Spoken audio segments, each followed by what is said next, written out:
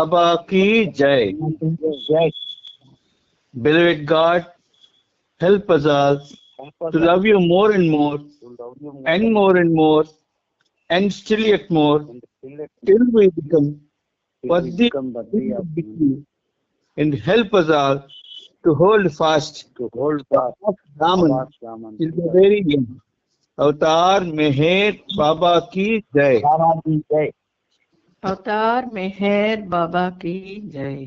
ప్రీతం మెహర్ బాబా, నీవు ప్రసాదించిన ప్రవచన సారమును గ్రహించవలసిన తీరులో గ్రహించి సదవగాహన చేసుకొని వాటిని మా జీవనములలో ఆపాదించుకొని నిజాయితీ తోడను నిర్మల ప్రేమ తోడను వాటిని ఆచరించులాగున మా అందరినీ ఆశీర్వదించు. అట్టి ఆచరణయుత జీవన శైలిలో జీవించున్నట్లు మా అందరినీ అనుగ్రహించు. అవతార్ మెహర్ బాబా కి జై. జై అవతార్ మెహర్ బాబాలు ప్రభు యొక్క అనుగ్రహంతో మనం ఈ సహజీవన కార్యక్రమం ద్వారా ఆయన యొక్క సచ్చరిత్ర 10వ భాగం మనం చదువుకుంటున్నాం. మొన్న 3వ తారీఖుని అంటే శనివారం నాడు 4271వ పేజీలో ఆపుకున్నాం. అది మనం మరొక దీనికి ప్రేమోద్యోగ శిక్షా జీవితం అనేటటువంటి చాప్టర్కి వచ్చున్నాం. అది ఇప్పుడు చదువుకుంటాం. ఈలోగా ఇటువంటి అద్భుతమైనటువంటి సహజీవనం సాధించే అవకాశాన్ని బాబా మనకి ఆయనతో కలిగించినందుకు ఆయనకి మన తరపున ప్రపంచ భక్త కోటి తరపున 100,000 కోటి పాదాభివందనాలు సమర్పిస్తూ ఇప్పుడు చంద్రబాబు చదువుతా జాగ్రత్తగా వినండి. అవతార్ మెహర్ బాబా కి జై. అవతార్ మెహర్ బాబా కి జై.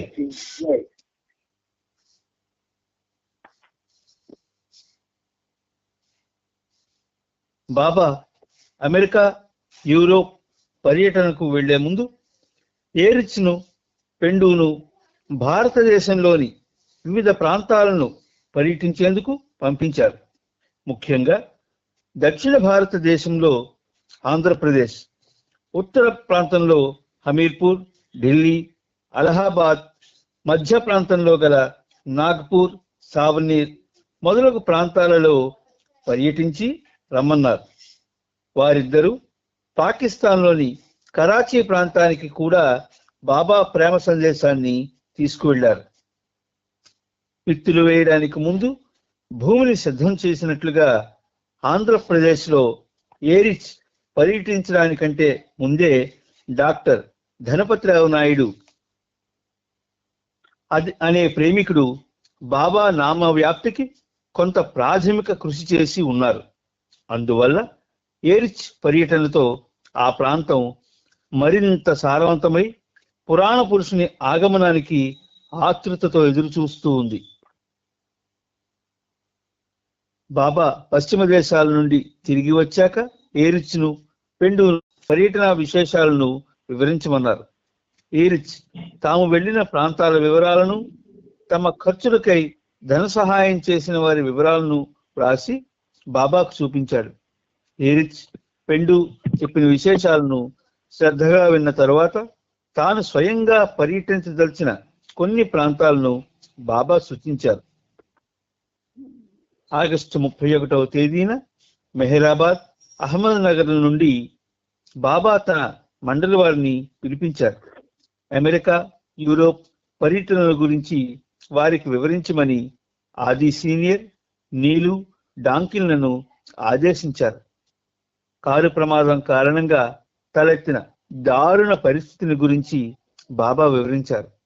ఆ సమయంలో విరామం లేకుండా రాత్రి కాపలా నిర్వహించిన నీలు సేవలను కొనియాడుతూ నా మండలి వారందరూ అత్యంత ఉత్తమ సేవలందించారని నేను గ్రహించాను అన్నారు.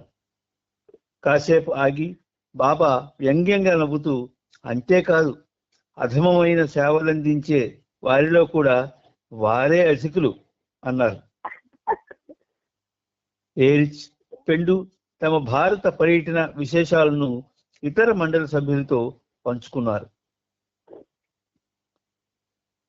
డాంకిన్ సెప్టెంబర్ 2వ వారంలో బాబాను అహ్మద్నగర్లోని హాస్పిటల్కు తీసుకువెళ్లి ఆయన తుంటిని అతి నీలలోహిత కిరణాల చికిత్స డయాథెర్మీ చేయించాడు. ప్రజలకు తన దర్శన అవకాశం కలిగించడం కోసం బాబా పర్యటన ప్రణాళిక సిద్ధం కావడానికి 2 వారాలు సమయం పట్టింది. సెప్టెంబర్ 13వ తేదీన సాకోరి నుండి యశ్వంతరావు మెహరాజాద్ వచ్చాడు. తన ప్రజాదర్శన పర్యటన గురించి అతనికి చెబుతూ నవంబర్ 5వ తేదీ నుండి ప్రారంభమయ్యే తన పర్యటనలో తనతో కలిసి 1 రోజుల పాటు ఉండవలసిందిగా బాబా ఆదేశించారు. సెప్టెంబర్ 15వ తేదీన బాబా స్త్రీ మండలితోనూ కొంతమంది పురుష మండలి సభ్యులతోనూ కలిసి పూనా బయలుదేరి వెళ్లారు. అక్కడ వారు కార్వే రోడ్డులో ఉన్న అమరజ్యోతి అనబడే ఒక బంగ్లాలో బస చేశారు. ఆ బంగ్లా శ్రీ పటాన్కర్ అనే వ్యక్తికి చెందినది. పాపా జస్సావాలా, మెహర్వాన్ కలిసి ఈ బంగ్లాను ఏర్పాటు చేశారు. డాంకిన్ అక్కడున్న స్థానిక మిలిటరీ హాస్పిటల్లోనే బాబాకు డయాథెర్మీ చికిత్స చేయించడానికి ఏర్పాట్లు చేశాడు. దాని గురించి డాంకిన్ ప్రతిరోజు బాబాను హాస్పిటల్కు తీసుకువెళ్ళేవాడు. ఆ చికిత్స గురించి బాబా పూనాలో 2 వారాలు ఉన్నారు. వైద్యం జరుగుతుండగా మధ్య మధ్యలో కొన్నిసార్లు బాబా బింద్రా హౌస్కి వెళ్ళేవారు. ఒకరోజు అక్కడ దర్శన కార్యక్రమం కూడా జరిగింది. నవంబర్ మాసంలో మెహరాబాద్లో జరగబోయే ప్రత్యేక సమావేశానికి ఆహ్వానించవలసిన వారిని గురించి ఆది, ఏరిచ్, పెండులతో బాబా చర్చిస్తుండేవారు. బొంబాయిలో ఉంటున్న అలోబాను పిలిపించి దర్శన కార్యక్రమాలకు సంబంధించిన పర్యటనకు రావలసిందిగా బాబా ఆదేశించారు. అక్టోబర్ 1వ తేదీన నారీమన్ కారులో మెహరాజాద్ తిరిగి వెళ్లే ముందు బాబా పూనాలో ఉంటున్న తన సోదరుడు జాల్, బెహ్రం కుటుంబ సభ్యులను కూడా కలుసుకున్నారు. ఈలోగా బాబా సెక్రటరీ ఆది సీనియర్ అందరికీ సర్క్యులర్లు పంపించాడు. బాబా యొక్క ప్రేమోజ్వల జీవితంలో పాల్గొనేందుకు అందరూ పరిపూర్ణ సమర్పణతో సిద్ధంగా ఉన్నారా అన్న విషయాన్ని వాకప్ చేస్తూ సర్క్యులర్ పంపించారు. ఆ సర్క్యులర్ ఇలా ఉంది: ఇందులో సూచించిన అంశముల విషయంలో భగవంతుని కొరకు ఆధ్యాత్మిక జీవితం పట్ల పూర్తి శ్రద్ధాశక్తులతో పనిచేయడానికి మీకు సాధ్యమవుతుందా, సాధ్యపడదా అని బాబా తెలుసుకోగోరుచున్నారు. ఈ విషయమై దీనితో జత చేయబడిన నమూనా లేఖను మీరు పూర్తి చేసి సంతకం చేసి తిరిగి ఈ క్రింది చిరునామాకు 1952 అక్టోబర్ 1వ తేదీ నాటికి చేరేలా పంపవలసి ఉంటుంది. చిరునామా: మెహర్ బాబా, కేర్ ఆఫ్ ఆది కే ఇరానీ, కింగ్స్ రోడ్, అహ్మద్నగర్. ఈ ఉత్తరం నమూనా ఇలా ఉంది: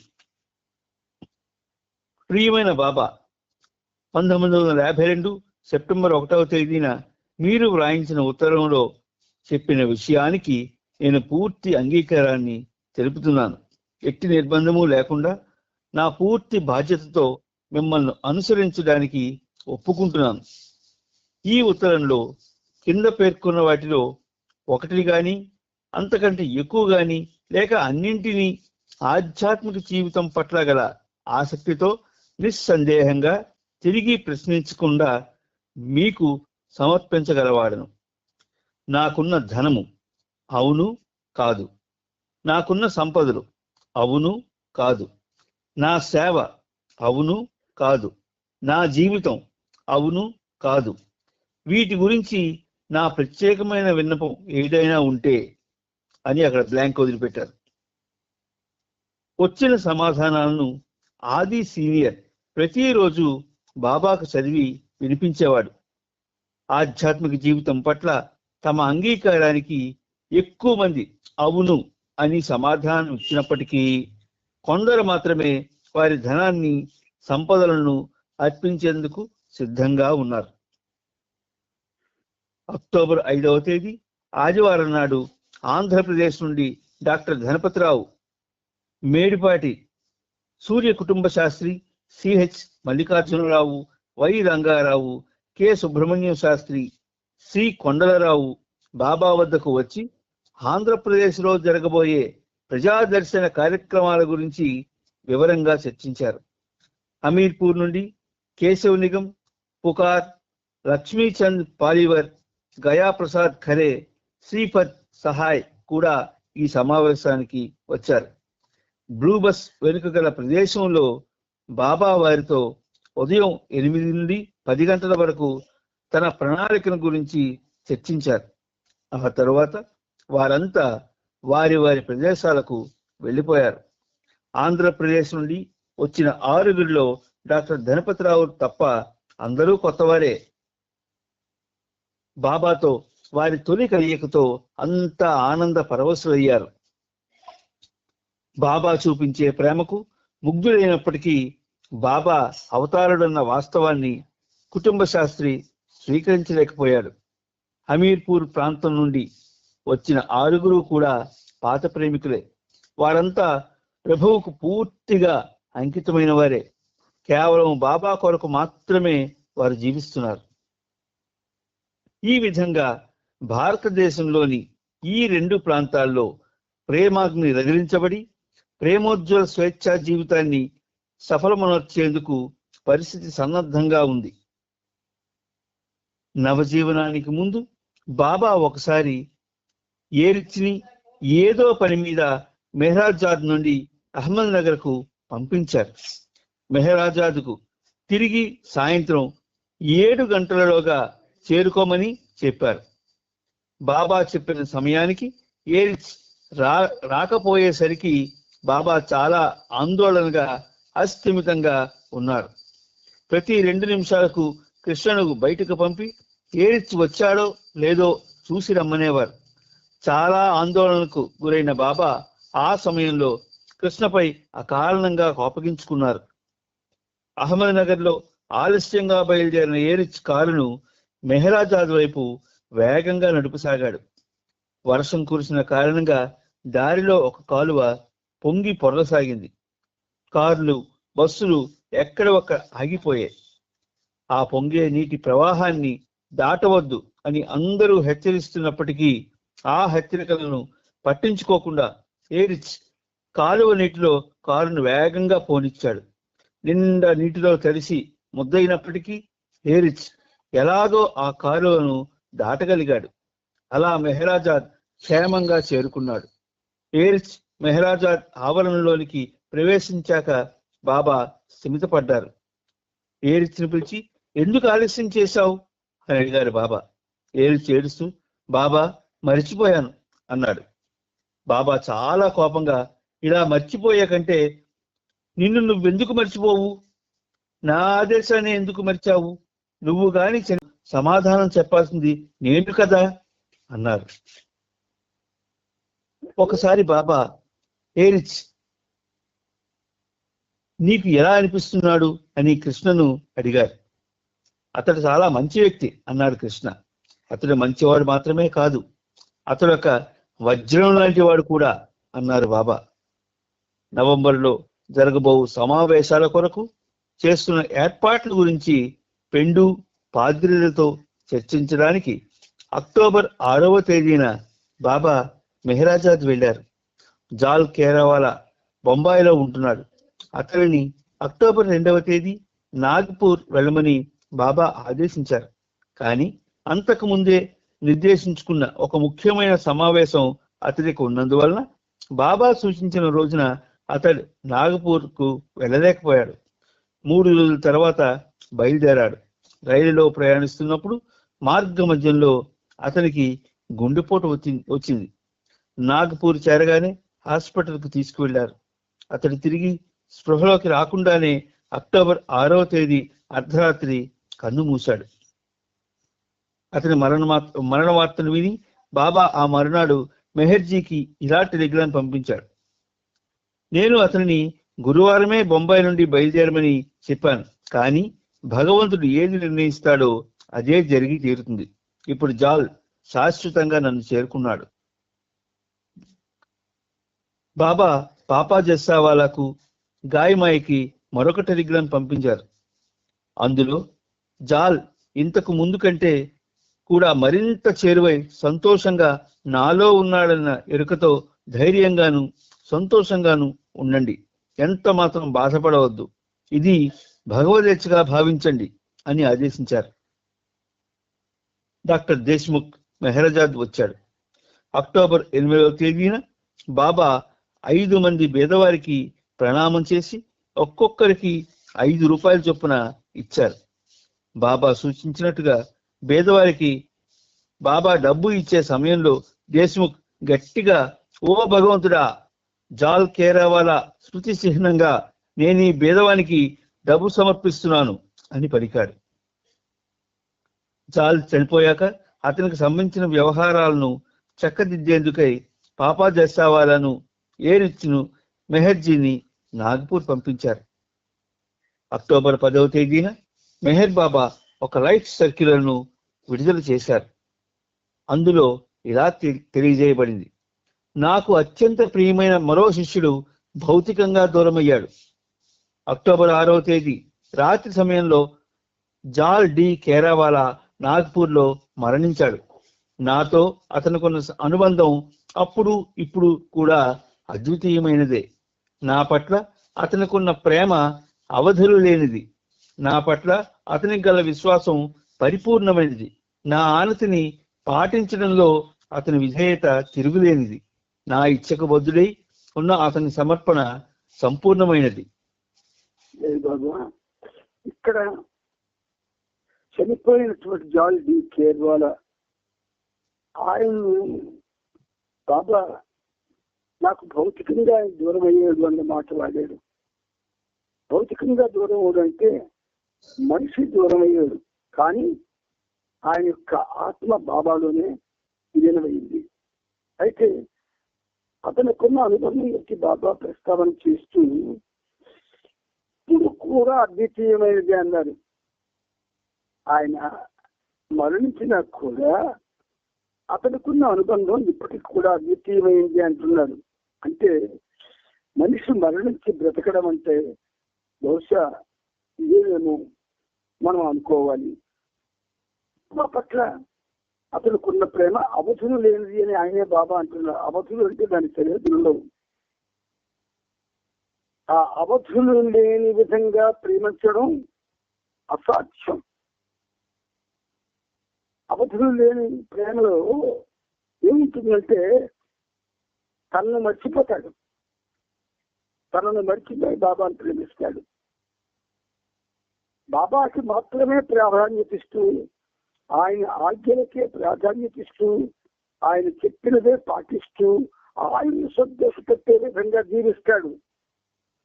అంచేత బాబా ఏమంటున్నారు 2వ వాక్యంలో, అతనికి గల విశ్వాసం నా పట్ల పరిపూర్ణమైంది అన్నారు. ఇప్పుడు అప్పుడు ఎప్పుడు బాబా యొక్క ఆ బోధ సందేశం ఎలా ఉంటుందో ఒకేలా ఉంటుంది. అందుచేత విశ్వాసం పరిపూర్ణమైంది అని అంటూ, నా ఆనతిని పాటించడంలో అతని విధేయత తిరుగులేనిది అన్నారు. ఈ పేర మనకి అత్యంత సంతరించుకున్న ప్రేమ. ఒక ప్రేమికుడు మెహర్ బాబాని అత్యంత ప్రియంగా ప్రేమించి ఆయన చేత అతని ప్రేమ అవసరం లేనిది, అతని విశ్వాసం పరిపూర్ణమైనది, ఆయన విధేయత తిరుగులేనిది, అతని సమర్పణ సంపూర్ణమైనదని 4 మాటలు అన్నారు.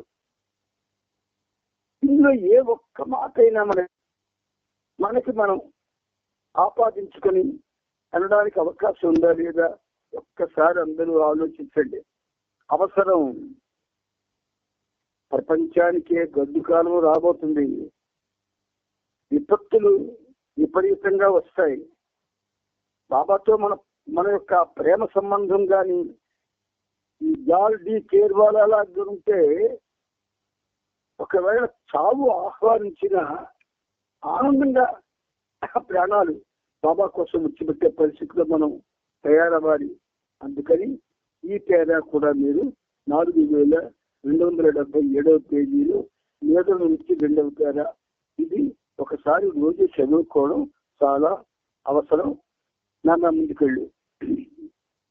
ప్రేమోజ్వల స్వేచ్ఛా జీవితం యొక్క కార్యకలాపాలకు సంబంధించి ప్రణాళికలను తయారు చేయడంలో జాల్ అత్యంత కీలకమైన పాత్ర పోషించాడు.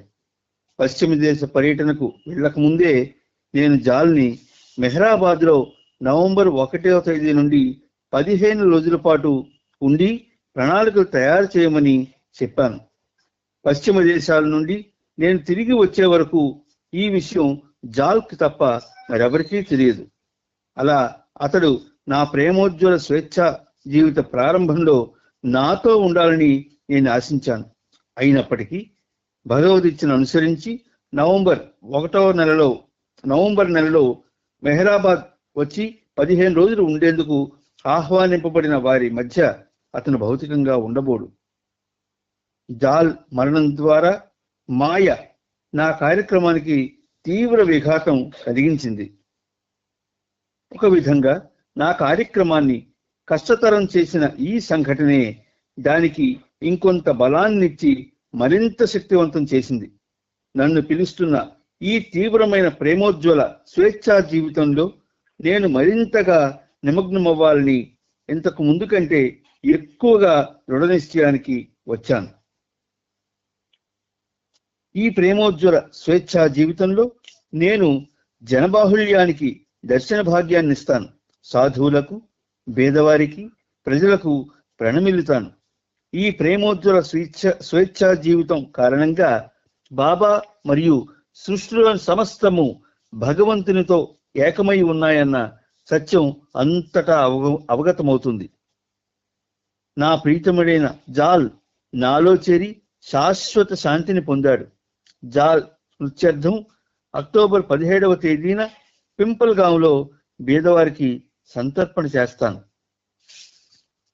అక్టోబర్ 14వ తేదీన బాబాను హాస్పిటల్కు తీసుకువెళ్లి డాంకిన్ మరికొన్ని ఎక్స్రేలు తీయించాడు. బాబా క్రమంగా కోలుకుంటున్నప్పటికీ ఆయన ఎడమకాలు, ఎడమ చెయ్యి ఇంకా నొప్పితో బాధపెడుతూనే ఉన్నాయి. చదునుగా ఉన్న నేలపై బాబా నడక అలవాటు చేసుకోవాలని, బరువు క్రమంగా ఎత్తే వ్యాయామాలు చేయాలని ఆ డాక్టర్ సూచించాడు. బాబా మెహ్రాజాద్లో డాంకిన్ సహాయంతో అటువంటి వ్యాయామాలు చేయడానికి సమ్మతించారు. అక్టోబర్ 16వ తేదీ గురువారం నాడు బాబా నీటిని కూడా తీసుకోకుండా ఉపవాసం ఉన్నారు. కారు ప్రమాదం తర్వాత బాబా మొదటిసారి ఊతకర్రల సహాయం లేకుండా తనకు తానుగా నడవడం ప్రారంభించారు. ముందే చెప్పినట్లుగా బాబా ఆ మరునాడు పింపల్గాంలో జాల్ కేరావాలా జ్ఞాపకార్థం పేదవారికి అన్నదానం చేశారు. కాకా, ఎల్ఎస్ షెడ్లేకర్, నానాఖేర్, ఫోఫాలి, దేశ్ముఖ్ వీరందరినీ నాగ్పూర్లోను, సావ్నీర్లోను జరగాల్సిన దర్శన కార్యక్రమం గురించి చర్చించేందుకు అక్టోబర్ 18వ తేదీన బాబా పిలిపించారు. అన్ని ఏర్పాట్లు చేసేందుకై మొత్తం బాధ్యత అంతా షెడ్లేకర్కి అప్పగించారు. ఆ రోజు నుండి మెహర్ బాబా కార్యక్రమాలు ఊపందుకోవడం ప్రారంభమయ్యింది. ఎవరి సహాయం లేకుండా బాబా ఈ మధ్యనే నెమ్మదిగా ఒక్కొక్క అడుగే వేస్తూ నడవడం ప్రారంభించినప్పటికీ తన ప్రేమాగ్ని అనే మహాసముద్రంలో ఈ ప్రపంచాన్నంతటినీ లీనం చేసే బృహత్తర కార్యక్రమానికి అవసరమైన ఏర్పాట్లన్నీ మెరుపు వేగంతో చేయిస్తున్నారు. 1952 నవంబర్ 7వ తేదీ నుండి 9వ తేదీ వరకు 3 రోజుల పాటు మెహ్రాబాద్లో జరిగే సమావేశానికి భారతదేశం నలుమూలల నుండి సుమారు 300 మందికి పైగా ఆహ్వానింపబడ్డారు. వారి ప్రదేశాల్లో బాబా యొక్క ప్రజా దర్శన కార్యక్రమం గురించి వారంతా ఈ సమావేశంలో ప్రణాళికలను ఖరారు చేస్తారు. ఇదే పని మీద నవంబర్ 1వ తేదీ నుండి 15 రోజులు మెహరాబాద్లో ఉండవలసిందిగా మరొక 50 మంది సన్నిహిత ప్రేమికులను కూడా బాబా ఆహ్వానించారు. వారు అబ్దుల్లా జాఫర్, ఆది జూనియర్, ఆది senior, Aloba, Anna 104, Babadas, Baidul, Balnatu, Chhagan, Chinchorkar, Daulat Singh, Deshmukh, Dhake, Donkin, Eruch, Feram Working Boxwala, Gadekar, Goma Ganesh, Gustadji, Jangle, Kaikobad, Kakabaria, Kalemama, Meherjee, Minu Kharas, Nanakher, Nariman, Nilu, Nausherwan Satha, Padri, Pandoba, Papa Jessawala, Pendu, Pleader, Muralikale, Ranju, Rao Saheb, Sadashiv Patel, Khodu Sailor, Sarosh, Savak Damania, Savak Kotwal, Syed Saheb, Sidhu, Samson, Surve, Vibhuti, Vishnu, Vithal బోక్రే, Yashwantrao. హఠాత్తుగా రూపుదిద్దుకునే మెహర్ బాబా ప్రణాళికలు ఈ స్థూల ప్రపంచంలో జరిగే సంఘటనలకు అనుగుణంగానే సాగేవి. ఫలితంగా అక్టోబర్ ప్రారంభంలో బ్రిటన్ దేశం తన తొలి అణుబాంబును ప్రయోగించింది. అమెరికా నవంబర్ 1వ తేదీన హైడ్రోజన్ బాంబును పసిఫిక్ మహాసముద్రంలో ప్రయోగించింది. ఆ భయంకరమైన విస్ఫోటనం 10 సూర్యుల కంటే ప్రకాశవంతమైనదిగా వర్ణించబడింది. నవంబర్ 1వ తేదీ నుండి బాబా ప్రతిరోజు ఉదయం మెహరాబాద్కు వెళ్ళి మళ్ళీ అదే రోజు సాయంత్రం మెహరాజాద్కి తిరిగి రావడం ప్రారంభించారు. 1వ తారీఖు ఉదయం 7:30 నారీమన్, మెహర్జీలతో బాబా మెహరాబాద్ వచ్చారు. ఆహ్వానితులుగా వచ్చిన 300 మంది ఒక హాలులో సమావేశమయ్యారు. వారిని చూసి, మిమ్మల్ని అందరినీ ఇక్కడ చూడడం నాకు చాలా ఆనందంగా ఉంది. ఇది చాలా ముఖ్యమైన సమయం. మీరంతా ఇక్కడికి వచ్చి ఉన్నారు కనుక ఇక మీరంతా మీ కుటుంబాల గురించి, ధనం, ఇతర బాధ్యతల గురించిన సమస్త ఆలోచనలను మీ మనసులో నుండి తరిమివేయండి అని బాబా సూచించారు. బాబా సంజ్ఞకు అనుగుణంగా ఆలీషా అనే మస్తును తీసుకురావడానికి సిద్ధు లేచి నిలబడ్డాడు. వెంటనే బాబా ఇలా చెప్పారు, ఈరోజు ఉదయాన్నే నేను ఒక నిర్ణయం తీసుకున్నాను. అయితే దానిని అమలు చేయడం మర్చిపోయాను. నేను ఒక మస్తు పాదాలకు మొక్కి ఈరోజు కార్యక్రమాన్ని ప్రారంభించాలని అనుకున్నాను. కానీ ఇక్కడ 2 మస్తులు ఉన్నారు. ఒకరు మహమ్మద్ మస్తు, ఒకరు ఆలీషా మస్తు. మహమ్మద్ మస్తుతో ఈరోజు నేను అనుకున్న పని జరగడం కష్టమైనదే. ఎందుకంటే అతడిని నేను ఒకసారి కలిశానంటే చాలా సేపటి వరకు నన్ను వదిలిపెట్టాడు. అతడు మవాలి అంటే తొంటరివారు, జిత్తుల వారి రకం మస్తు. అందువల్ల ఈ సమయంలో జమాలి అంటే సాధువు అనే రకం మస్తుతో పని చేయడమే మంచిది. బాప్జీని అలీషా మస్తుని ప్రేమగా ఇలా పిలిచేవారు.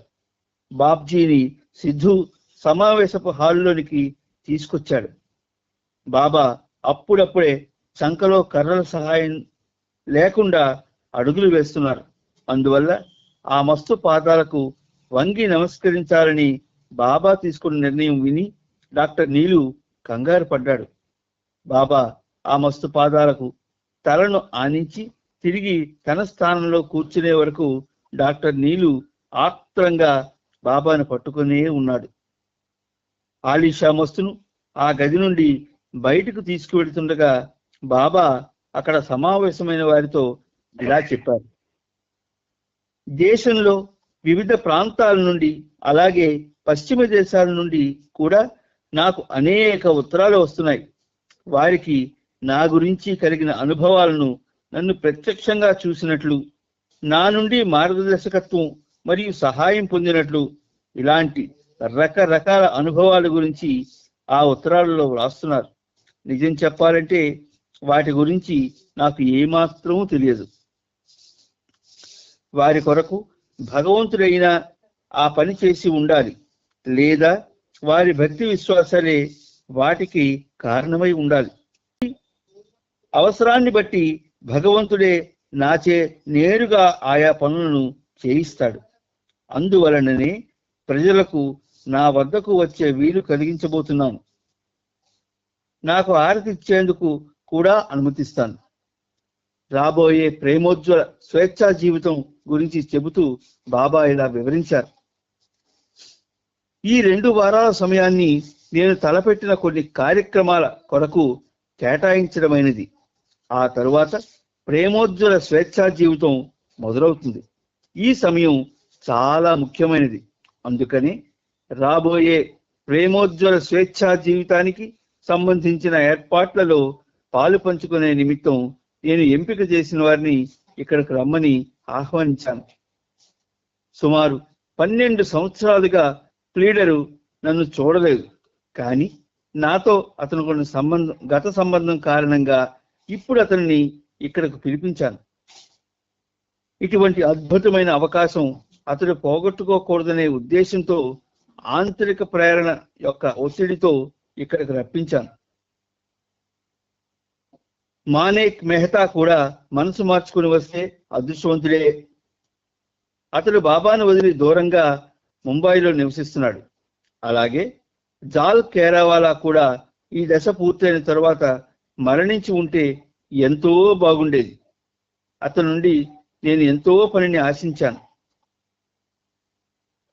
బాబా ఇంకా ఇలా కొనసాగించారు. ప్రేమోజ్వల జీవితానికి సంబంధించి ఆంతరంగికంగా నేను చేయవలసిందంతా చేస్తాను, కానీ బాహ్య విషయాలను కూడా పరిశీలించవలసి ఉంది.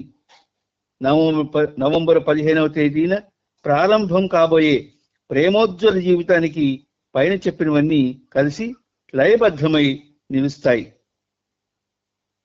నేను మీకు పని కల్పించకపోయినా, మిమ్ములను విడిగా వదిలిపెట్టినా, లేదా ఏదో పనిలో నిమగ్నమై ఉండేలా చేసిన మీరు మాత్రం మీ వ్యక్తిగత విషయాలకు సంబంధించిన ఆలోచనలను ప్రక్కన పెట్టి ఎక్కువ సమయం నా గురించి మాత్రమే ఆలోచించాలని మిమ్మల్ని కోరుతున్నాను. ఎప్పుడైనా ఏ పని అయినా మీరు చేయాలని నాకు అనిపించినప్పుడు మీరు దానికి సిద్ధంగా ఉండేందుకు అదొక మంచి మార్గం అవుతుంది. నేను చెప్పినట్లు చేస్తూ మీ ఆందోళనలు, వ్యక్తిగత ప్రణాళికల గురించి ఆలోచించకుండా స్వేచ్ఛగా హాయిగా ఉండండి. నేను చేయవలసిన పనులు చాలా చాలా ఉన్నాయి. టైం అయిపోయింది కదా? అయిపోయింది. జై బాబా.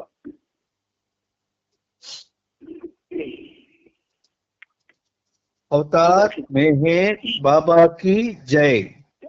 జై.